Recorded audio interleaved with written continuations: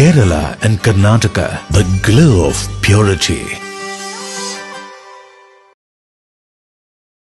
പള്ളികൾ, ചർച്ചുകൾ, അമ്പലങ്ങൾ, ശ്രേഷ്ഠ ഭാരത പൈതൃക മന്ദിരങ്ങൾ കാത്തിടാം നമ്മൾ ഒരു മനസ്സാൽ കാലമെങ്ങും പുലർത്തിടാം സൗഹൃദങ്ങൾ. ശംഖിന്റെ നാദവും ബാങ്കോലിയും പോലെ പള്ളിമണിയും മുഴങ്ങിടട്ടെ. ശംഖിന്റെ നാദവും ബാങ്കോലിയും പോലെ പള്ളിമണിയും മുഴങ്ങിടട്ടെ. ഇത് ഭാരതം അതിസുന്ദരം അഭിമാനപൂരിതം ഇടനെഞ്ചകത്തിലെന്നും അഴകോടെ പള്ളികൾ, ചർച്ചുകൾ, അമ്പലങ്ങൾ, ശ്രേഷ്ഠ ഭാരത പൈതൃക മന്ദിരങ്ങൾ കാത്തിടാം നമ്മൾ ഒരു മനസ്സാൽ കാലമെങ്ങും പുലർത്തിടാം സൗഹൃദങ്ങൾ. ശംഖിന്റെ നാദവും ബാങ്കോലിയും പോലെ പള്ളിമണിയും മുഴങ്ങിടട്ടെ. ശംഖിന്റെ നാദവും ബാങ്കോലിയും പോലെ പള്ളിമണിയും മുഴങ്ങിടട്ടെ. ഇത് ഭാരതം അതിസുന്ദരം അഭിമാനപൂരിതം ഇടനെഞ്ചകത്തിലെന്നും അഴകോടെ ശോഭിതം.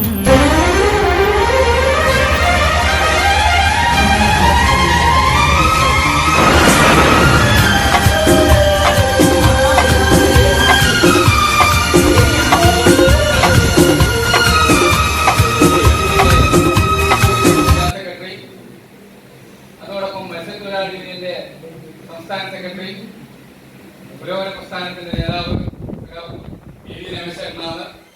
രമേശ് ചേട്ടനെ ഈ സമ്മേളനത്തിലേക്ക് ആദരപൂർവ്വം സ്വാഗതം ചെയ്യുകയാണ്.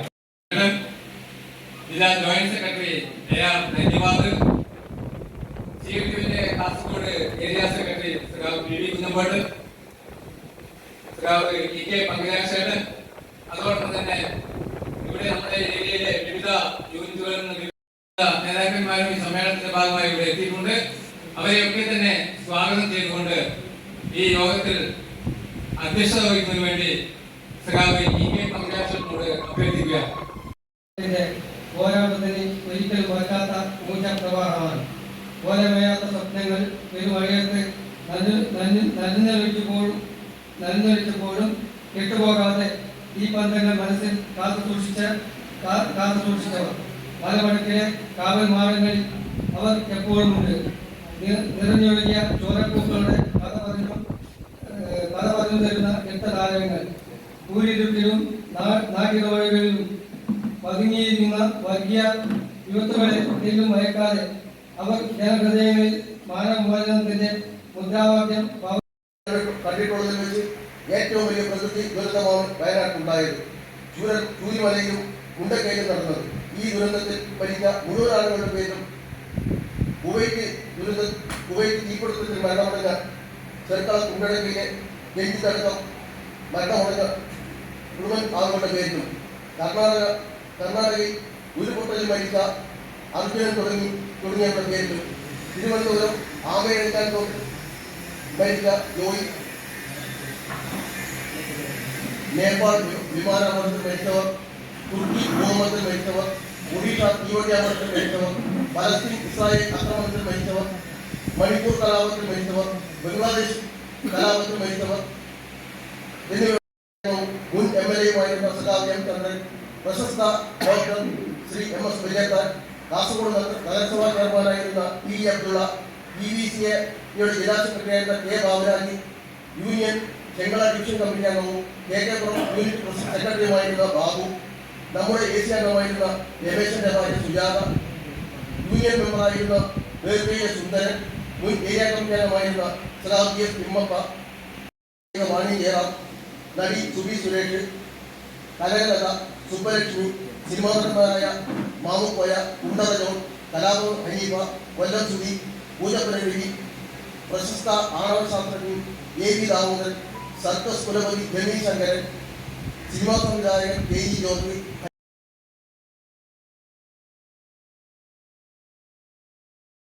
മുതിർന്ന CPIM നേതാവുമായിരുന്ന സഖാവ് ബുദ്ധദേവ് ഭട്ടാചാര്യ, CITU സംസ്ഥാന പ്രസിഡന്റായിരുന്ന സഖാവ് ആനന്ദരമഠം ആനന്ദൻ, CITU സംസ്ഥാന വൈസ് പ്രസിഡന്റും നമ്മുടെ ജില്ലാ സെക്രട്ടറിയുമൊക്കെയായിരുന്ന CPI ജില്ലാ സെക്രട്ടറിയുമായിരുന്ന സഖാവ് AK നാരായണൻ, CPIM ജില്ലാ സെക്രട്ടറിയും തൃക്കരിപ്പൂർ MLA-യുമായിരുന്ന സഖാവ് K. കുഞ്ഞിരാമൻ, CPIM കേന്ദ്ര കമ്മിറ്റി അംഗങ്ങളായിരുന്ന സഖാവ് സുനിൽ ചോപ്ര, വസുദേവാചാര്യ, EB അംഗമായിരുന്ന ശങ്കേരിയ, CPI സംസ്ഥാന സെക്രട്ടറിയായിരുന്ന സഖാവ് കാനം രാജേന്ദ്രൻ എന്നിവരുടെ നിര്യാണത്തിലും മുൻ കേരള മുഖ്യമന്ത്രി ഉമ്മൻചാണ്ടി, മഹിളാ അസോസിയേഷൻ നേതാവായ സഖാവ് സരോജിനി മാരാനന്ദൻ, യൂണിയൻ ജില്ലാ ട്രഷററായിരുന്ന സഖാവ് മുഹമ്മദ് ഗോവിന്ദൻ, CIT ജില്ലാ സെക്രട്ടറിയായിരുന്ന സഖാവ് KV കുഞ്ഞികൃഷ്ണൻ, കാസർഗോഡ് യൂണിയൻ രൂപീകരിക്കുന്നതിന് നേതൃത്വം നൽകിയ സഖാവ് മാർക്കോസ്, ചെങ്കള പഞ്ചായത്ത് പ്രസിഡന്റായിരുന്ന PV അഹമ്മദ്, മുൻ MP-യും സിനിമാ താരവുമായിരുന്ന ഇന്നസെന്റ്, മുൻ സ്പീക്കർ പത്തം പുരുഷോത്തമൻ എന്നിവരുടെ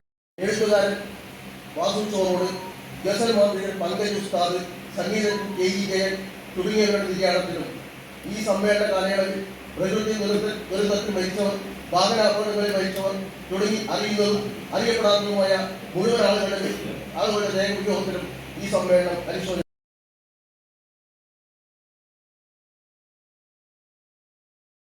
ജില്ലാ സെക്രട്ടറി VV രമേശനെ ക്ഷണിക്കുന്നു.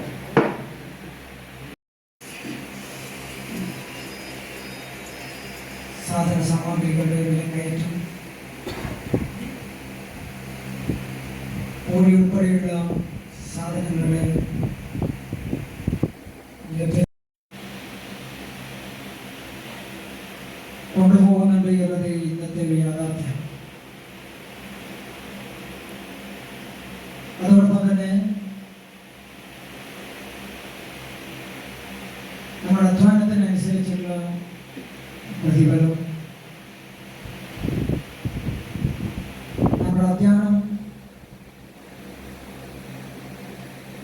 പണ്ട് ചിക്കാഗോയിൽ തന്നെ തൊഴിൽ നേടിയതാണ് 8 മണിക്കൂർ ജോലി, 8 മണിക്കൂർ വിശ്രമം എന്നതൊക്കെ. കിട്ടേണ്ട കുടുംബത്തിന് കിട്ടേണ്ട ആനുകൂല്യങ്ങൾ, നിരവധി സമരങ്ങളിലൂടെ നേടിയെടുത്ത അവകാശങ്ങൾ, ആനുകൂല്യങ്ങളെല്ലാം പലപ്പോഴും നൂലാമാലകളിൽ കുടുങ്ങി ലഭിക്കുന്നതിനുള്ള കാലതാമസം,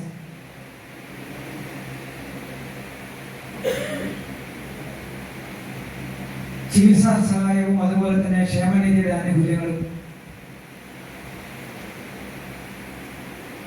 അനുദിനം വർദ്ധിച്ചുകൊണ്ടിരിക്കുന്ന നിത്യോപയോഗ സാധനങ്ങളുടെ വിലക്കയറ്റം ജീവിതം മുന്നോട്ട് പോകും. നമ്മുടെ രാജ്യത്തെ സംബന്ധിച്ചിടത്തോളം നമ്മൾ സ്വപ്നം കാണുന്നത് ഇവിടെ അനുശോചന പ്രമേയത്തിൽ, രക്തസാക്ഷി പ്രമേയത്തിലൊക്കെ സൂചിപ്പിച്ച പോലെ ഒരു നല്ല കാലം തുടരണമെന്നാണ്. പട്ടിണിയില്ലാത്ത, ദാരിദ്ര്യമില്ലാത്ത, തൊഴിലില്ലായ്മയില്ലാത്ത, എല്ലാവർക്കും നല്ല വിദ്യാഭ്യാസം ലഭിക്കുന്ന, സന്തോഷത്തോടുകൂടി നമുക്ക് വസിക്കാൻ കഴിയുന്ന വാസയോഗ്യമായ ആ വീടുകൾ ഇപ്പോൾ ലോകത്തിന്റെ പല ഭാഗങ്ങളിലും ബ്രിട്ടനിലായാലും ബംഗ്ലാദേശിലായാലും എന്തിന് അമേരിക്കയിലെ തെരുവുകളിൽ ലോകത്തിന്റെ നാനാഭാഗങ്ങളിൽ അരക്ഷിതാവസ്ഥകൾ കാണുകയാണ്. സംഘർഷപൂരിതമായ ഒരു ലോകാന്തരീക്ഷമാണ് നമുക്ക് കാണാൻ കഴിയുന്നത്. പാലസ്തീൻ നമുക്ക് കൺമുമ്പിൽ ഓരോ ദിവസവും, ഓരോ മണിക്കൂറുകളിൽ, ഓരോ സെക്കൻഡിലും ചെറിയ കുഞ്ഞുങ്ങൾക്ക് രാഷ്ട്രത്തിന് വേണ്ടി 20ാം നൂറ്റാണ്ടിൽ ആരംഭിച്ച് ഇന്നും തുടരുന്ന ദേശീയ വിമോചന പ്രസ്ഥാനമാണ് പാലസ്തീൻ ജനതയുടെ ഇത് എന്ന് നമുക്ക് കാണാൻ പറ്റും.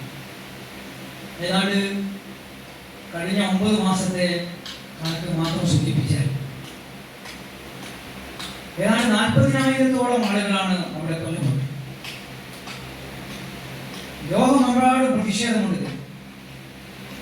യുദ്ധം അവസാനിപ്പിക്കണമെന്നാണ് CIT ഉൾപ്പെടെയുള്ള പ്രസ്ഥാനങ്ങൾ ആവശ്യം. ഒരു ക്രൂരതകളാണ് അവിടെ നടക്കുന്നത്. ഇന്ത്യയിൽ നമുക്കറിയാം ഇടതുപക്ഷമാണ് ഈ പ്രതിഷേധത്തിൽ നേതൃത്വം നൽകുന്നത്. CIT ഉൾപ്പെടെയുള്ള ട്രേഡ് യൂണിയൻ പ്രസ്ഥാനം. അത് സ്വാഭാവികമാണ്. എവിടെ വേദന അനുഭവിക്കുന്നവരുണ്ടോ ആ വേദന അനുഭവിക്കുന്ന അതാണ് നമ്മളെ പഠിപ്പിക്കുന്നത്. കാരുണ്യത്തിന്റെ വഴികളാണ്. മാർക്സും ഏംഗൽസും അവരുടെ ആശയങ്ങളാണ് ലെനിൻ ഒക്ടോബർ വിപ്ലവത്തിലൂടെ സോവിയറ്റ് യൂണിയനിൽ യാഥാർത്ഥ്യമാക്കി. മാർക്സ് തന്റെ തത്വശാസ്ത്രം തന്റെ പണിപ്പുരയിൽ അതിൽ അദ്ദേഹത്തിന് സമയം കണ്ടെത്താൻ കഴിഞ്ഞു. പട്ടിണി മൂലമാണ് മാർക്സിന്റെ മക്കൾ മരിച്ചത്. ആദ്യത്തെ കുട്ടി മരിച്ചു, രണ്ടാമത്തെ കുട്ടി മരിച്ചു, ദാരിദ്ര്യവും പട്ടിണിയും. മൂന്നാമത്തെ കുട്ടി അവിടെ ഗർഭിണികളെ, കുട്ടികളെ എന്ന് നോക്കാതെ, സ്ത്രീകളെന്നോ നോക്കാതെ, അതുപോലെ രാത്രിയെന്നോ പകലെന്നോ നോക്കാതെ, സ്കൂളോ ആശുപത്രിയോ ഒന്നും നോക്കാതെ നിരന്തരം ആ ബോംബ് സ്പർശിച്ചു. ബോംബിന്റെ ശ്മശാന മുഖതയാണ്. ഇവിടെ ബോംബ് എപ്പോ പൊട്ടുമെന്ന് പറയാൻ കഴിയും. ഞാൻ അതിന്റെ വിശദാംശങ്ങളിലേക്ക് പോകുന്നില്ല. വരുന്നു. ജൂതരും മുസ്ലിങ്ങളും തമ്മിലുള്ള മതപ്രശ്നമല്ല പാലസ്തീൻ പ്രശ്നം. അധിനിവേശത്തിനെതിരെയുള്ള ചെറുത്തുനിൽപ്പാണ് പാലസ്തീനിൽ നടക്കുന്നത്. ഇസ്രായേൽ, ഇന്ത്യയിൽ പാലസ്തീൻ ജനതയുടെ പോരാട്ടം ജൂതരാഷ്ട്രത്തിനെതിരെയുള്ള മുസ്ലിങ്ങളുടെ പോരാട്ടമായിട്ടാണ് ഇവിടെ ചിത്രീകരിക്കുന്നത്. പാലസ്തീൻ പിന്തുണ, പാലസ്തീനെ നമ്മൾ നൽകുന്ന പിന്തുണ മുസ്ലിം പ്രീണനമല്ല. ഇത് തിരിച്ചറിയാൻ നമുക്ക് കഴിയും. ഹിന്ദുത്വ പ്രത്യയശാസ്ത്രത്തിന്റെ സ്വാധീനവും ഇസ്രായേലിന് പൂർണ്ണ പിന്തുണ നൽകുന്ന മോദി സർക്കാരിന്റെ സമീപനവുമാണ് ഇത്തരം സിഐടി ഉൾപ്പെടുന്ന തൊഴിലാളി വർഗവും നമ്മുടെ കൺമുമ്പിൽ കാണുന്ന എല്ലാ അക്രമത്തിനും, എല്ലാ അനീതിക്കുമെതിരെയാണ്. തൊഴിലാളികളെയാണ് ചൂഷണം ചെയ്യുന്നത്. നമ്മുടെ രാജ്യത്ത് നമുക്ക് കാണാൻ കഴിയുന്നതാണ്. രാജ്യത്തെ അധ്വാനിക്കുന്ന തൊഴിലാളി വർഗത്തോടല്ല ഭരണകൂടത്തിന് അവരുടെ കൂറ്, അവരുടെ താല്പര്യം, അവരുടെ നമ്മുടെ രാജ്യത്ത് പോലും നമ്മൾ കാണുന്നത് ഭാരതമെന്ന പേര് കേട്ടാൽ അഭിമാനഭൂരിതമാകണം അന്തരം എന്നാണ് കവികൾ പാടിയിട്ടുള്ളത്. പക്ഷെ കഴിഞ്ഞ 10 വർഷക്കാലത്തെ നമ്മുടെ രാജ്യത്തിന്റെ പോക്ക് കണ്ടാൽ നമുക്ക് അഭിമാനിക്കാൻ എന്തെങ്കിലും വകയുണ്ടോ? അഭിമാനിക്കുകയാണോ? അല്ല, നമ്മൾ അപമാന ഭാരത്താൽ നമ്മളെ തല കുനിയുകയാണോ ചെയ്യുന്നത്? ആ മണിപ്പൂരിലെ സഹോദരിമാരെ എങ്ങനെയാണ് അവരെ നഗ്നത മറക്കാൻ പോലും കഴിയാത്ത നിലയിലേക്ക് അവരെ തെരുവോരങ്ങളിൽ വലിച്ചിടക്കുന്ന കാഴ്ച നമ്മൾ കണ്ടില്ല. എന്താണ് കാശ്മീരിന്റെ അവസ്ഥ? ജനാധിപത്യമുണ്ട്. കാശ്മീർ എന്നാൽ ഇന്ത്യയുടെ പൂന്തോട്ടം എന്നല്ലേ വിശേഷിപ്പിച്ചിരുന്നത്? അതിർത്തി ഗാന്ധി എന്ന് പറയുന്ന പങ്കം, കലിംഗം, മഗധം, കുരുക്ഷേത്ര സംഗമ ഭൂമികളേറെ എന്നല്ലേ കവികൾ പാടിയിട്ടുള്ളത്? നാനാത്വത്തിൽ ഏകത്വം എന്നതല്ലേ നമ്മുടെ വിശേഷണം? അങ്ങനെയുള്ള നമ്മുടെ നാട്ടിൽ, ഈ രാജ്യത്തിനകത്ത് ആളുകളെ ഭിന്നിപ്പിക്കുക എന്നതായിരുന്നല്ലോ, ഭയപ്പെടുത്തി കീഴ്പ്പെടുത്തുക. എന്തെല്ലാം കെട്ട കാഴ്ചകളാണ് നമ്മൾ കണ്ടത്. ഇവിടെ ദളിതരോട്, ഇവിടെ ന്യൂനപക്ഷത്തോട് ഒക്കെ കാണിച്ച അഴിമതിയുടെ ദുർഗന്ധമായിരുന്നല്ലോ. ഇലക്ട്രോൾ ബോണ്ട് ഒരു മാധ്യമങ്ങളും എഴുതുന്നല്ലോ. ഏതാണ്ട് 20,000-ലേറെ വാർത്താ മാധ്യമങ്ങൾ, 400-ലേറെ വാർത്താ ചാനലുകൾ, ആ ചാനലുകളെല്ലാം ഭരണകൂടത്തിന്റെ സ്തുതിപാഠകരായിട്ട് മാറുന്ന കാഴ്ചകളിലെ നമ്മൾ കണ്ടുകൊണ്ടുന്നത്. ഇലക്ട്രോൾ ബോണ്ട് അഴിമതിയെ കുറിച്ച് ഒരു അന്തിചർച്ചയുണ്ടായിരുന്നു. തൊഴിലില്ലായ്മ പരിഹരിക്കുമെന്ന് പറഞ്ഞിട്ടില്ല. 57% പേർക്കും തൊഴിൽ ലഭിക്കുന്നില്ല എന്ന് IIT പോലുള്ള വലിയ സാങ്കേതിക മേഖലകളിൽ പഠനം കഴിഞ്ഞ് പുറത്തു വരുമ്പോൾ തന്നെ അവരെ കൊണ്ടുപോകും. ലോകത്തിന്റെ പല ഭാഗങ്ങളിലും ബുദ്ധി കേന്ദ്രം എന്ന് പറയുന്നത് ഇന്ത്യയിലെ IIT-യുടെ വിദ്യാർത്ഥികളാണ്. ശാസ്ത്ര സാങ്കേതിക രംഗത്ത് ഇന്ത്യൻ ബുദ്ധികളാണ് പ്രവർത്തിക്കുന്നത്. തൊഴിലെടുക്കാനുള്ള അവസരം സൃഷ്ടിക്കപ്പെടുന്നുണ്ട്. 82.9% യുവജനങ്ങളാണ്. അതിൽ തന്നെ 65.7% അഭ്യസ്ത വിദ്യർ ഇന്ന് തൊഴിൽരഹിതരാണ്. 2 കോടി പേരാണ് റെയിൽവേയിൽ ഒരു പോസ്റ്റിലേക്ക് അപേക്ഷ വിളിച്ചപ്പോൾ അപേക്ഷിക്കപ്പെടുന്നു. 2 കോടി ആളുകൾ.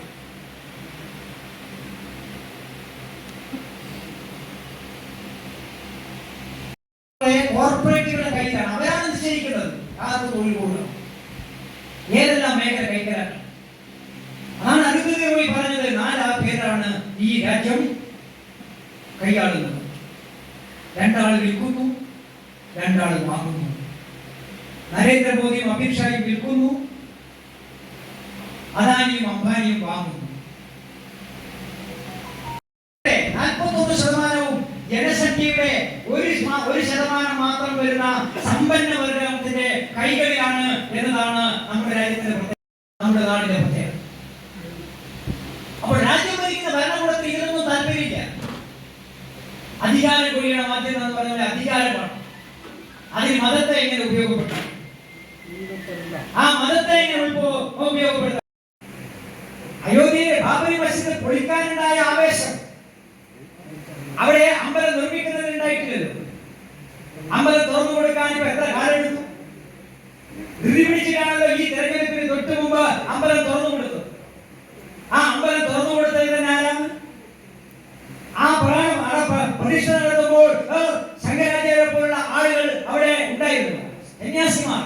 അതിനോട് ചേർന്നു നിന്നോ? എന്തുകൊണ്ട് നിന്നില്ല? അമ്പലവും അതുപോലെ തന്നെ പുണ്യകേന്ദ്രങ്ങളുമെല്ലാം ആ സന്യാസി വര്യന്മാരുടെ അവരുടെ നിയന്ത്രണത്തിലാണ്. പക്ഷെ അവിടെ കണ്ട കാഴ്ച പ്രധാനമന്ത്രിയാണ് ഈ കാര്യങ്ങളെല്ലാം നിർവഹിക്കുന്നതെന്നാണ്. അതല്ലേ നമ്മൾ കണ്ടത്. അയോധ്യയിലെ മിനാരങ്ങൾ തോന്നും, അയോധ്യയിലെ കെട്ടിടങ്ങൾക്ക് ചോർച്ചയാണ്. അയോധ്യയുടെ പേര് പറഞ്ഞിട്ടാണ് ഇക്കാലം അത്രയും നമ്മളെ പഠിച്ചത്. രാമൻ അധികാരത്തിന് വേണ്ടി ആളാണോ? അധികാരം കിട്ടാൻ വേണ്ടി അയോധ്യയെ മുൻനിർത്തിക്കൊണ്ടായിരുന്നു ഈ കാലം അത്രയും രാജ്യത്തെ ഭരണകൂടം നടത്തിയ ഈ കൊള്ളത്തായ്മകളെല്ലാം നടത്തിയിട്ടുള്ളത്. പക്ഷെ അധികാരത്തിന് വേണ്ടി നിന്ന ആളല്ല രാമൻ. നാടുവാഴിക്കതും തന്നെ വനത്തിന് അയക്കുന്നു മറ്റും. 16 കൊല്ലം കാട്ടിൽ പോയിട്ട് വരാം, എന്നിട്ട് ഭക്ഷണം കഴിക്കാം. നമുക്ക് അച്ഛൻ കൊടുത്ത വരം ചോദിച്ച് സമയം നോക്കിയിട്ട് തന്നെ ചോദിച്ചു.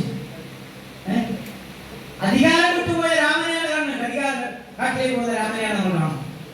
ഇവിടെ രാമന്റെ പേര് പറഞ്ഞിട്ടാണ് അധികാരത്തിന് വേണ്ടിയിട്ടുള്ള നഷ്ടപ്പെട്ടില്ലേ? മഹാരാഷ്ട്രയിൽ, രാജസ്ഥാനിൽ, ഉത്തർപ്രദേശിൽ ഏതാണ്ട് 32 മണ്ഡലങ്ങളിലാണ് കർഷക സമരം നടന്ന കർഷകരുടെ ചോര വീണ, കണ്ണീര് വീണ മണ്ണിൽ അവിടെ ജയിച്ചിരുന്ന സർക്കാരിന്റെ അനുകൂലികളായിട്ടുള്ള സർക്കാരിനെ കൈവക്കുന്ന MP-മാർക്ക് സ്ഥാനചലനം ഉണ്ടായി. കർഷകന്റെ ഇതിനൊക്കെ പ്രതികാരം ചെയ്യാതെ അടങ്ങുമോ പതിനരെ നിങ്ങൾ പിന്മുറക്കാർ എന്ന് വെറുതെ പാടിയതില്ല. കർഷക സമരത്തെ ചോരയിൽ മുക്കി കൊല്ലാൻ ശ്രമിച്ചപ്പോൾ, അവർക്ക് അവസരം കിട്ടിയപ്പോൾ ആ സമരത്തെ അടിച്ചമർത്താൻ ശ്രമിച്ച ഭരണകൂടത്തിനെതിരായിട്ടുള്ള വിധിയെഴുത്താണ് കഴിഞ്ഞ പാർലമെന്റ് തെരഞ്ഞെടുപ്പിൽ ഏതാണ്ട് നിലവിലുണ്ടായിരുന്ന 93 മണ്ഡലങ്ങളിൽ നിന്നും BJP-യുടെ പ്രതിനിധികളെ ജനം പുറത്തള്ളി. ഏതെങ്കിലും രീതിയിലുള്ള പരിഗണന ഇന്ത്യയിലെ മാധ്യമങ്ങൾ ആ പ്രതിപക്ഷ കക്ഷികൾക്ക് നൽകിയോ? പക്ഷെ ജനങ്ങൾ തിരിച്ചറിഞ്ഞു. കഴിഞ്ഞ 2 തെരഞ്ഞെടുപ്പുകളിൽ 31%, 37% വോട്ടുമായി ഏറ്റവും കൂടുതൽ സീറ്റ് വാങ്ങി ഒറ്റയ്ക്ക് ഭൂരിപക്ഷം നേടിയ പ്രധാന കക്ഷിയെ ഇക്കുറി 400 സീറ്റിലേക്ക് വരും. 350 സീറ്റുമായി ഒറ്റയ്ക്ക് ഭൂരിപക്ഷം നേടും. 400 സീറ്റുമായി ഇന്ത്യ മുന്നണി ഇവിടെ NDA അധികാരത്തിൽ വരും എന്ന് പ്രചരിപ്പിച്ചപ്പോൾ ആ പ്രചരണത്തെ ജനം പുച്ഛിച്ചില്ലേ? ജനം എന്താ എഴുതിയത്?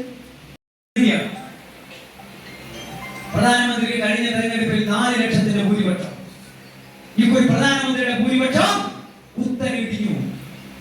ഏതാണ്ട് 1,00,000 നല്ലൊരു ഇന്ത്യ അറിയപ്പെടുന്ന ഒരു തലവെടുപ്പുള്ള ഒരു പ്രതിപക്ഷ സ്ഥാനാർത്ഥിയാണ് നരേന്ദ്രമോദിക്കെതിരെ മത്സരിച്ചിരുന്നെങ്കിൽ സ്ഥിതി ഇതാകുമായിരുന്നില്ല.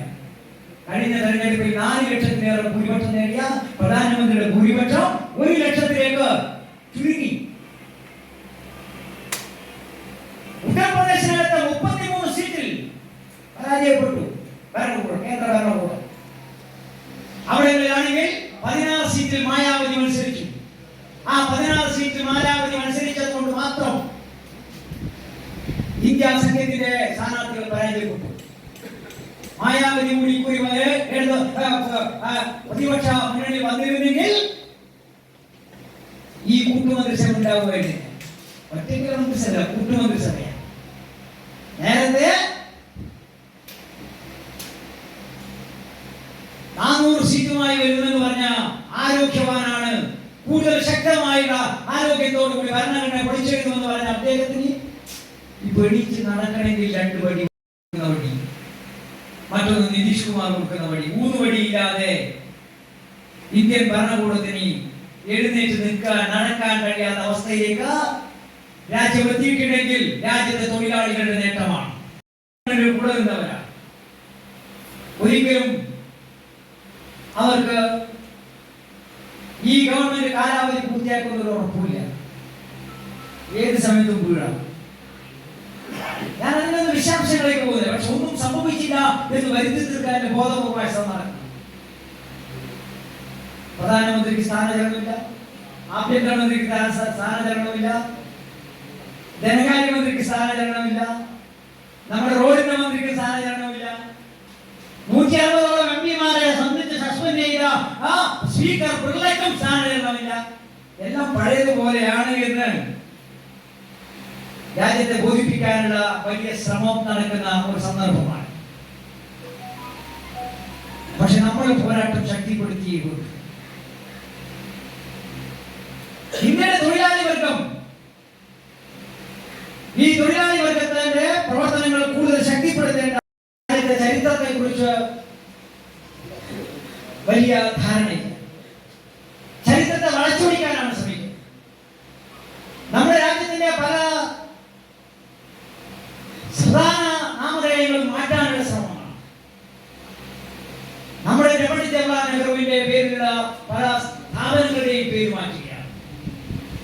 മഹാത്മാഗാന്ധിയുടെ പ്രതിമ അടിച്ചു പൊളിച്ചിട്ട് അവിടെ ഗോഡ്സെയുടെ പ്രതിമ സ്ഥാപിക്കാൻ ശ്രമിക്കുക. ഈ കാഴ്ചകളെല്ലാം നമ്മൾ കഴിഞ്ഞ കുറെ കാലങ്ങളായി കാണുകയാണ്. അതുകൊണ്ട് ഇന്ത്യയുടെ ചരിത്രമായിരിക്കണം നമ്മുടെ തലമുറകളിൽ ഏത്ത തലമുറ മാറിയാലും അവർ രാജ്യത്തിന്റെ സ്നേഹമുള്ളവരാണ്. നമ്മുടെ ദേശാഭിമാനികൾ നടത്തിയ പോരാട്ടങ്ങളുടെ അറിവുകൾ അവർക്ക് പകർന്നു കൊടുക്കാൻ കഴിയും, കുറയുന്നില്ല. ഇന്ന് ഇന്ത്യ ഐക്യമെന്ന ആ സംവിധാനത്തിന് കഥയും തിരക്കഥയും എല്ലാം എഴുതിയത് ഇടതുപക്ഷ നേതാക്കളാണ് എന്ന് നമുക്കെല്ലാം വ്യക്തമാണ്. ഞാൻ അതിന്റെ വിശദാംശങ്ങളിലേക്ക് പോകുന്നു. BJP-ക്കെതിരായിട്ട് നമ്മൾ ഉയർത്തിയ മുദ്രാവാക്യങ്ങളാണ് വിവിധ പാർട്ടികൾക്ക് ഏറ്റെടുക്കേണ്ടി വന്നത് എന്ന് ഞാൻ ഇവിടെ സൂചിപ്പിച്ചു. കോൺഗ്രസിന് ശബ്ദം ഉയർത്തേണ്ടി വന്നില്ല. അതുപോലെ തന്നെ CIA, ഏകീകൃത സിവിൽ കോഡ്, ഇതിലെല്ലാം ഇടതുപക്ഷം മുന്നോട്ട് വെച്ച നിലപാടുകൾ മറ്റു പാർട്ടികൾക്ക് ഏറ്റെടുക്കേണ്ടി വന്നു. ഇന്ത്യയിലെ പ്രതിപക്ഷത്തിന് വിശ്വാസ്യത ഉണ്ടാകുന്നത് ഇടതുപക്ഷം ആ പാനലിൽ ഉള്ളതുകൊണ്ടാണ്. ആ ഇടതുപക്ഷത്തെ ഹൃദയപക്ഷത്തോടൊപ്പം ചേർത്ത് നിർത്താൻ ഇന്ത്യയിലെ തൊഴിലാളി വർഗമാണ് അതിന്റെ നട്ടെല്ല്. ആ തൊഴിലാളി വർഗത്തെ ഏറ്റവും ശക്തമായ നിലയിൽ നയിക്കാൻ സാധിക്കേണ്ടത് കേരളത്തെ സംബന്ധിച്ചിടത്തോളം, കേരളത്തിൽ ലോകത്തിന് തന്നെ കേരളം മാതൃകയാണ്.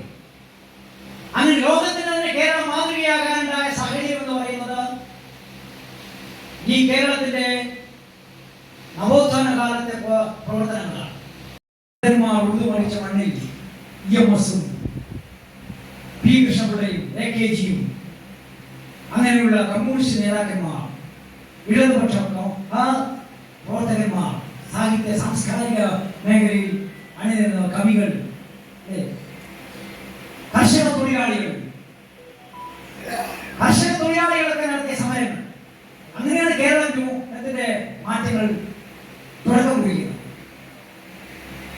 പുതിയ കേരളം സൃഷ്ടിക്കപ്പെടും.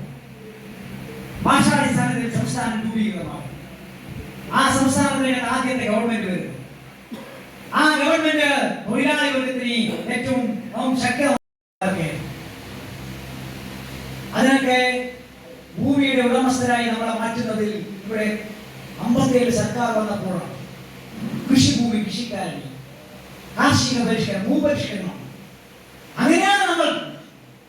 അതിന് മുമ്പാണ് വഴി നടക്കാൻ പോലും പറ്റുമായിരുന്നില്ല. ഭൂമിയില്ല, മരിച്ചു വീണാൽ എടുത്തു കിടത്താൻ 6 അടി മണ്ണില്ല. അപ്പോഴാണ് KPSC-യിലൊക്കെ നാടക ഗാനങ്ങളിൽ ഉയർന്നു വന്നത്. പാമ്പുകൾക്ക് മാളമുണ്ട്, പറവകൾക്ക് ആകാശമുണ്ട്, മനുഷ്യപുത്രനെ തലചായ്ക്കാൻ മണ്ണിലിടമില്ല. പഴയ ഗാനത്തിലൊക്കെ വലിയ അർത്ഥം.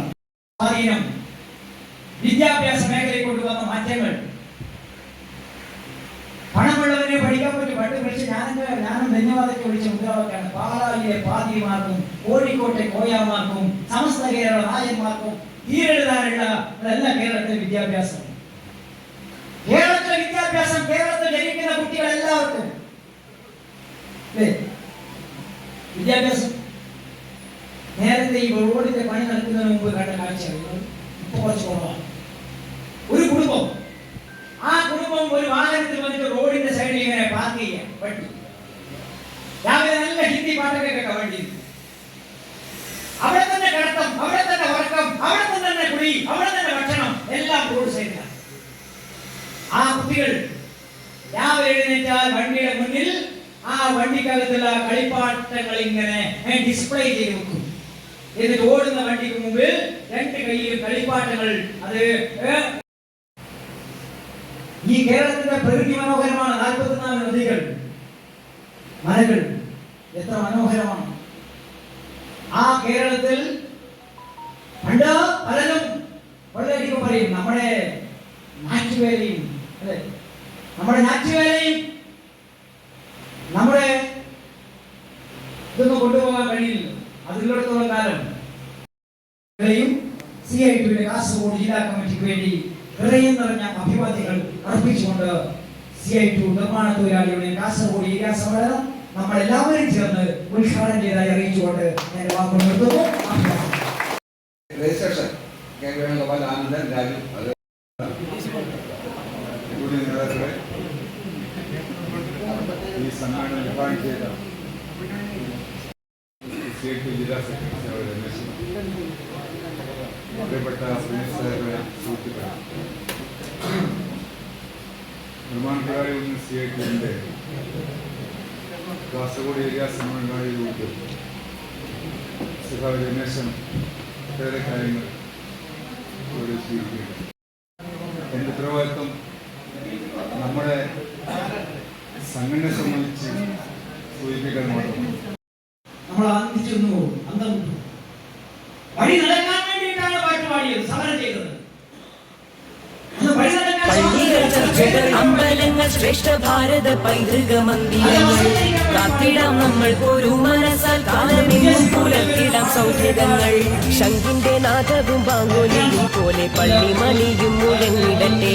ശംഖിന്റെ നാദവും ബാങ്കുലിയും പോലെ പള്ളിമണിയും മുഴങ്ങിടട്ടെ. ഇത് ഭാരതം അതിസുന്ദരം അഭിമാനപൂരിതം ഇടനെഞ്ചകത്തിലെന്നും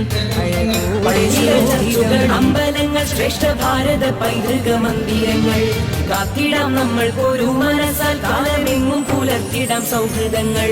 ശംഖിന്റെ നാദവും ബാങ്കുലിയും പോലെ പള്ളിമണിയും മുഴങ്ങിടട്ടെ.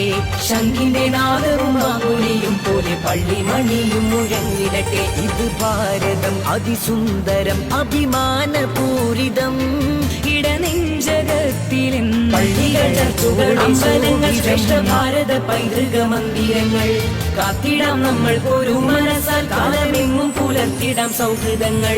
ശംഖിന്റെ നാദവും ബാങ്കുലിയും പോലെ പള്ളിമണിയും മുഴങ്ങിടട്ടെ.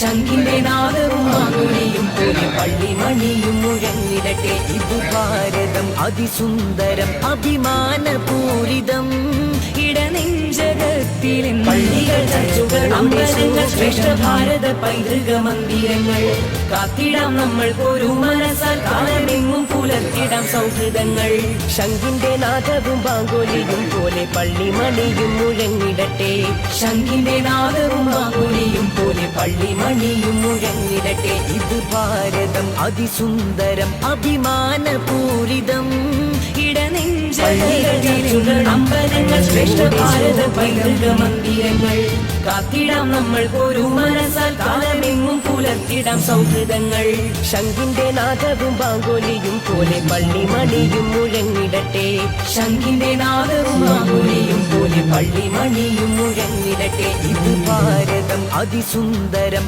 അഭിമാനപൂരിതം ഇടനെഞ്ചകത്തിലെന്നും പള്ളികൾ ചർച്ചുകൾ അമ്പലങ്ങൾ ശ്രേഷ്ഠ ഭാരത പൈതൃക മന്ദിരങ്ങൾ കാത്തിടാം നമ്മൾ ഒരു മനസ്സാൽ കാലമെങ്ങും പുലർത്തിടാം സൗഹൃദങ്ങൾ ശംഖിന്റെ നാദവും ബാങ്കോലിയും പോലെ പള്ളിമണിയും മുഴങ്ങിടട്ടെ ശംഖിന്റെ നാദവും ബാങ്കോലിയും പോലെ പള്ളിമണിയും മുഴങ്ങിടട്ടെ ഇത് ഭാരതം അതിസുന്ദരം അഭിമാനപൂരിതം ഇടനെഞ്ചകത്തിലെന്നും പള്ളികൾ ചർച്ചുകൾ അമ്പലങ്ങൾ ശ്രേഷ്ഠ ഭാരത പൈതൃക മന്ദിരങ്ങൾ കാത്തിടാം നമ്മൾ ഒരു മനസ്സാൽ കാലമെങ്ങും പുലർത്തിടാം സൗഹൃദങ്ങൾ ശംഖിന്റെ നാദവും ബാങ്കോലിയും പോലെ പള്ളിമണിയും മുഴങ്ങിടട്ടെ ശംഖിന്റെ നാദവും ബാങ്കോലിയും പോലെ പള്ളിമണിയും മുഴങ്ങിടട്ടെ ഇത് ഭാരതം അതിസുന്ദരം അഭിമാനപൂരിതം ഇടനെഞ്ചകത്തിലെന്നും പള്ളികൾ ചർച്ചുകൾ അമ്പലങ്ങൾ ശ്രേഷ്ഠ ഭാരത പൈതൃക മന്ദിരങ്ങൾ കാത്തിടാം നമ്മൾ ഒരു മനസ്സാൽ കാലമെങ്ങും പുലർത്തിടാം സൗഹൃദങ്ങൾ ശംഖിന്റെ നാദവും ബാങ്കോലിയും പോലെ പള്ളിമണിയും മുഴങ്ങിടട്ടെ ശംഖിന്റെ നാദവും ബാങ്കോലിയും പോലെ പള്ളിമണിയും മുഴങ്ങിടട്ടെ ഇത് ഭാരതം അതിസുന്ദരം അഭിമാനപൂരിതം ഇടനെഞ്ചകത്തിലും നമ്മുടെ ജീവിതത്തിന്റെ അമ്പലങ്ങൾ ശ്രേഷ്ഠ ഭാരത പൈതൃക മന്ദിരങ്ങൾ കാത്തിടാം നമ്മൾ പുലർത്തിടാം സൗഹൃദങ്ങൾ ശംഖിന്റെ നാദവും ബാങ്കോലിയും പോലെ പള്ളിമണിയും മുഴങ്ങിടട്ടെ ശംഖിന്റെ നാദവും ബാങ്കോലിയും പോലെ പള്ളിമണിയും മുഴങ്ങിടട്ടെ ഇത് ഭാരതം അതിസുന്ദരം അഭിമാനപൂരിതം ഇടനെഞ്ചകത്തിലെന്നും പള്ളികൾ ചർച്ചുകൾ അമ്പലങ്ങൾ ശ്രേഷ്ഠ ഭാരത പൈതൃക മന്ദിരങ്ങൾ കാത്തിടാം നമ്മൾ ഒരു മനസ്സാൽ കാലമെങ്ങും പുലർത്തിടാം സൗഹൃദങ്ങൾ ശംഖിന്റെ നാദവും ബാങ്കോലിയും പോലെ പള്ളിമണിയും മുഴങ്ങിടട്ടെ ശംഖിന്റെ നാദവും ബാങ്കോലിയും പോലെ പള്ളിമണിയും മുഴങ്ങിടട്ടെ ഇത് ഭാരതം അതിസുന്ദരം അഭിമാനപൂരിതം ഇടനെഞ്ചകത്തിലെന്നും അഴകോടെ ശോഭിതം പള്ളികൾ ചർച്ചുകൾ അമ്പലങ്ങൾ ശ്രേഷ്ഠ ഭാരത പൈതൃക മന്ദിരങ്ങൾ കാത്തിടാം നമ്മൾ ഒരു മനസ്സാൽ കാലമെങ്ങും പുലർത്തിടാം സൗഹൃദങ്ങൾ ശംഖിന്റെ നാദവും ബാങ്കോലിയും പോലെ പള്ളിമണിയും മുഴങ്ങിടട്ടെ ശംഖിന്റെ നാദവും ബാങ്കോലിയും പോലെ പള്ളിമണിയും മുഴങ്ങിടട്ടെ ഇത് ഭാരതം അതിസുന്ദരം അഭിമാനപൂരിതം ഇടനെഞ്ചകത്തിലെന്നും പള്ളികൾ ചർച്ചുകൾ അമ്പലങ്ങൾ ശ്രേഷ്ഠ ഭാരത പൈതൃക മന്ദിരങ്ങൾ കാത്തിടാം നമ്മൾ ഒരു മനസ്സാൽ കാലമെങ്ങും പുലർത്തിടാം സൗഹൃദങ്ങൾ ശംഖിന്റെ നാദവും ബാങ്കോലിയും പോലെ പള്ളിമണിയും മുഴങ്ങിടട്ടെ ശംഖിന്റെ നാദവും ബാങ്കോലിയും പോലെ പള്ളിമണിയും മുഴങ്ങിടട്ടെ ഇത് ഭാരതം അതിസുന്ദരം അഭിമാനപൂരിതം ഇടനെഞ്ചകത്തിലെന്നും പള്ളികൾ ചർച്ചുകൾ അമ്പലങ്ങൾ ശ്രേഷ്ഠ ഭാരത പൈതൃക മന്ദിരങ്ങൾ കാത്തിടാം നമ്മൾ ഒരു മനസ്സാൽ കാലമെങ്ങും പുലർത്തിടാം സൗഹൃദങ്ങൾ ശംഖിന്റെ നാദവും ബാങ്കോലിയും പോലെ പള്ളിമണിയും മുഴങ്ങിടട്ടെ ശംഖിന്റെ നാദവും ബാങ്കോലിയും പോലെ പള്ളിമണിയും മുഴങ്ങിടട്ടെ ഇത് ഭാരതം അതിസുന്ദരം അഭിമാനപൂരിതം ഇടനെഞ്ചകത്തിലെന്നും അഴകോടെ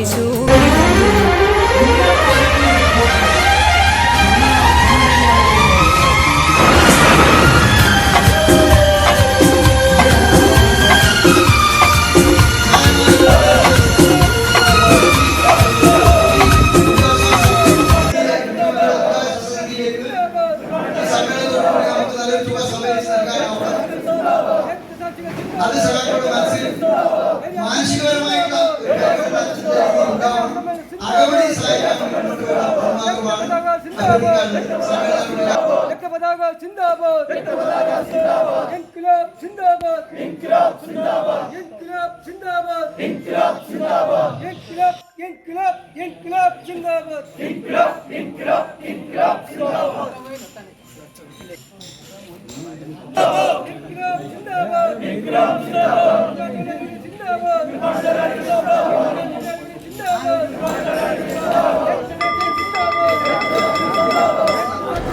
ക്ലാസ് മുറികൾ ഇനി സജീവമാവുകയാണ്. പുതിയ അധ്യയന വർഷത്തിലേക്ക് തയ്യാറെടുക്കുന്ന എല്ലാ പ്രിയ കൂട്ടുകാർക്കും കേരള പോലീസിന്റെ സ്വാഗതം. വീട്ടിൽ നിന്നും സ്കൂളിലെത്തുന്നവരെയും സ്കൂളിൽ നിന്നും തിരികെ വീട്ടിലെത്തുന്നവരെയും കുട്ടികളുടെ സുരക്ഷയ്ക്കായി പോലീസ് നിങ്ങളോടൊപ്പമുണ്ട്. അതിലേക്കായി ഒരു വിദ്യാർത്ഥി സുരക്ഷാ പദ്ധതി തന്നെ ഈ അധ്യയന വർഷം പോലീസ് നടപ്പിലാക്കുന്നുണ്ട്. സ്കൂളുകളിൽ മാത്രമല്ല, യാത്രാമധ്യയുള്ള എല്ലാ മേഖലകളിലും നിരീക്ഷണം ഉറപ്പിക്കുന്നതാണ് പോലീസിന്റെ ഈ പുതിയ പദ്ധതി. സ്കൂൾ ബസ്സുകളിലെ ഡ്രൈവർമാർ, കണ്ടക്ടർമാർ, മറ്റു ജീവനക്കാർ നിർബന്ധമായും പോലീസ് ക്ലിയറൻസ് സർട്ടിഫിക്കറ്റ് എടുത്തിരിക്കണമെന്ന് നിർദ്ദേശം നൽകിയിട്ടുണ്ട്. സ്കൂൾ വിദ്യാർത്ഥികളെ ലക്ഷ്യമിട്ടുള്ള ലഹരി സംഘങ്ങളെ കുരുക്കുന്നതിനായി സ്കൂളുകൾ, കോളേജുകൾ, ട്യൂഷൻ സെന്ററുകൾ എന്നിവിടങ്ങളെല്ലാം ശക്തമായ പോലീസ് നിരീക്ഷണവും പെട്രോളിംഗും ഏർപ്പെടുത്തിയിട്ടുണ്ട്. സ്കൂൾ പരിസരത്ത് പതിവായി തമ്പടിക്കുന്നവരെയും വന്നുപോകുന്ന കച്ചവടക്കാരെയും പോലീസ് വാച്ച് ചെയ്യുന്നുണ്ട്. സ്കൂളുകളുടെ പരിസരത്തുള്ള കടകളിൽ ലഹരി വസ്തുക്കൾ വിൽക്കുകയോ സൂക്ഷിക്കുകയോ ചെയ്യുന്നുണ്ടോ എന്നറിയുവാൻ പോലീസിന്റെ നിരീക്ഷണം ഏർപ്പെടുത്തിയിരുന്നു. ലഹരി വിൽപ്പന സംബന്ധമായ എന്തെങ്കിലും വിവരങ്ങൾ നിങ്ങൾക്ക് ലഭിക്കുകയാണെങ്കിൽ നിങ്ങൾ ഉറപ്പായും 112-ൽ വിളിച്ചറിയിക്കുകയോ യോദ്ധാവ് വാട്സാപ്പ് നമ്പറിൽ മെസ്സേജ് ചെയ്യാവുന്നതുമാണ്. നമ്മളെല്ലാവരും വീട്ടിൽ പാചകവാതകം അഥവാ ഗ്യാസ് സിലിണ്ടർ ഉപയോഗിക്കുന്നവരാണ്. അതുകൊണ്ട് തന്നെ ഗ്യാസ് സിലിണ്ടർ കൊണ്ട് എന്തെങ്കിലും അപകടമുണ്ടാകുമോ എന്ന ഭയവും നമ്മളെ സദാ അലട്ടിക്കൊണ്ടിരിക്കുന്നു. അതേസമയം നമ്മൾ എത്ര പേർക്ക് ഒരു ഗ്യാസ് സിലിണ്ടർ കൃത്യമായി ഫിറ്റ് ചെയ്യാനറിയാം? ഈ ചോദ്യം കേട്ട് ആരും നെറ്റി ചുളിക്കേണ്ട. ഗ്യാസ് കൊണ്ടുവരുന്നത് മുതൽ ഗ്യാസ് ഫിറ്റ് ചെയ്യുന്നതിന് വരെ അതിൻ്റേതായ രീതികളുണ്ട്. പലപ്പോഴും നമ്മളൊന്നും അതിൽ ബോധവാന്മാരല്ല എന്നുള്ളതാണ് സത്യം. അത് മനസ്സിലാക്കി കഴിഞ്ഞാൽ നമ്മൾ എത്ര വലിയ മണ്ടത്തരമാണ് വീടുകളിൽ കാട്ടിക്കൂട്ടുന്നത് എന്ന് നമുക്ക് തോന്നിപ്പോകും. പാചകവാതകത്തിന് നിറമോ മണമോ ഇല്ല എന്ന് നമുക്ക് എത്ര പേർക്കറിയാം? ലായനി രൂപത്തിലാണ് കുറ്റിയിൽ ഗ്യാസ് നിറച്ചിരിക്കുന്നത്. ഇതിന് മണമില്ല. പക്ഷേ ഗ്യാസ് ചോർന്നു കഴിഞ്ഞാൽ അറിയാനായി മണം നൽകിയിരിക്കുകയാണ്. വീട്ടിൽ പാചകവാതക സിലിണ്ടർ ചോർന്നാൽ എന്ത് ചെയ്യണം എന്നതിനെക്കുറിച്ചുള്ള കൃത്യമായ ധാരണ പോലും നമ്മളിൽ പലർക്കുമില്ല. ഗ്യാസ് നൽകുന്ന കമ്പനികളും ഇതിനെക്കുറിച്ച് അവബോധം നൽകാറില്ല. ആദ്യമായി വീട്ടിലേക്ക് ഗ്യാസ് സിലിണ്ടർ കൊണ്ടുവരുമ്പോൾ അത് ചെരിച്ചിടാനോ ഉരുട്ടിക്കൊണ്ടുവരാനോ പാടില്ല. അങ്ങനെ കൊണ്ടുവരികയാണെങ്കിൽ ദ്രവരൂപത്തിലുള്ള ഇന്ധനം പുറത്തേക്ക് ഒഴുകി വരാനിടയുണ്ട്. നമ്മളിൽ ഭൂരിഭാഗം പേരും ഈ തെറ്റ് ആവർത്തിക്കുന്നവർ തന്നെയാണ്. ഗ്യാസ് സിലിണ്ടർ എപ്പോഴും വീട്ടിൽ വായു സഞ്ചാരമുള്ളിടത്തേ വയ്ക്കാവൂ. അതായത് സൂര്യപ്രകാശം തട്ടാത്ത സ്ഥലത്താണ് അത് സൂക്ഷിക്കാൻ എന്ന് സാരം. അല്ലെങ്കിൽ ചൂട് മൂലം സിലിണ്ടറിനുള്ളിലെ മർദ്ദം കൂടുകയും അത് സ്ഫോടനത്തിന് ഇടയാവുകയും ചെയ്യും. ഒരിക്കലും സിലിണ്ടർ കുഴിയിലിറക്കി വയ്ക്കുകയോ അടപ്പുകൊണ്ട് അടച്ചു വയ്ക്കുകയോ മറച്ചു വയ്ക്കുകയോ ചെയ്യരുത്. ഗ്യാസ് സിലിണ്ടർ പുതിയവ ഫിറ്റ് ചെയ്യുമ്പോഴും പഴയത് മാറ്റുമ്പോഴും അടുക്കളയിലെ വാതിലുകളും ജനാലകളും തുറന്നിട്ട് വായു സഞ്ചാരമുള്ളതാക്കണം എന്നുള്ള നിയമം നമ്മളിൽ എത്ര പേർ പാലിക്കാറുണ്ട്? വർഷത്തിലൊരിക്കൽ നിർബന്ധമായും ഗ്യാസ് ട്യൂബ് മാറ്റിയിടണം എന്നുള്ള കാര്യവും നമ്മളിൽ എത്ര പേർക്കറിയാം?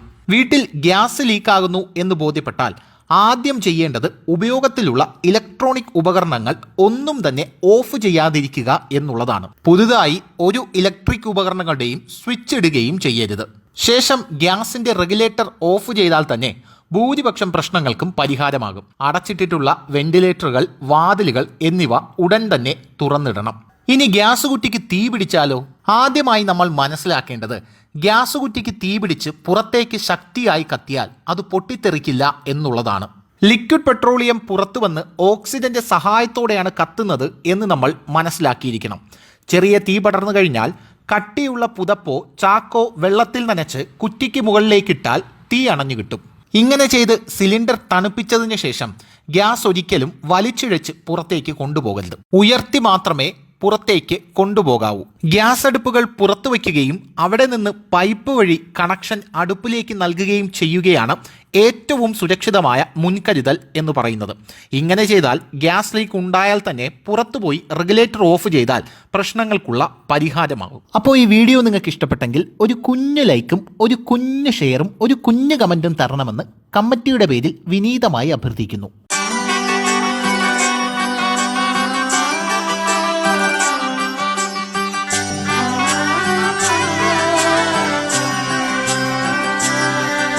ഇവളണിയും പൊന്നല്ലേ കനവുണരും ദിനമല്ലേ മുഞ്ചത്തി പെണ്ണിൻ നിൻ മനം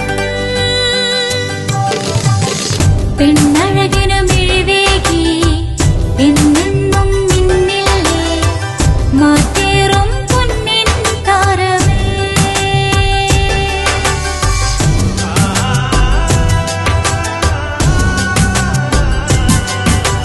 സിറ്റി ഗോൾഡിൻ സ്വർണ്ണനിലാവല്ലേ City Gold, Gold and Diamonds, Kerala and Karnataka, the glow of purity.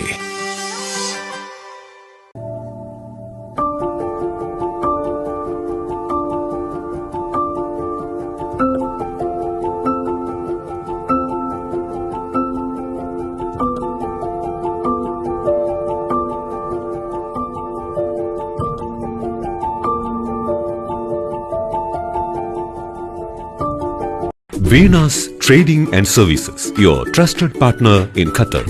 Looking for reliable services in Qatar? Welcome to Venus Trading and Services, your trusted partner near Al Said Bakery in Muntasa, Doha. Let us introduce our range of activities.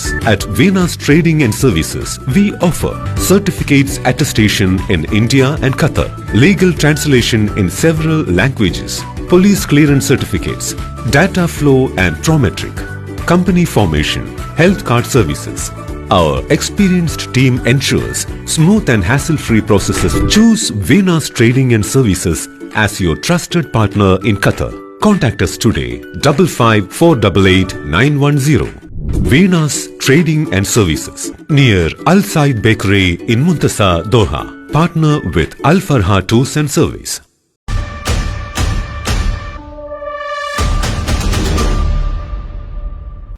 കണ്ടില്ലേ, ഭാഗ്യത്തിനാണ് ആ കുട്ടി രക്ഷപ്പെട്ടത്. അവരുടെ മനസ്സിൽ ചിലപ്പോൾ അവരുടെ കൂട്ടുകാരോ അവരുടെ വീട്ടുകാരോ അവർ കളിച്ച കളികളോ മറ്റോ ആയിരിക്കാം.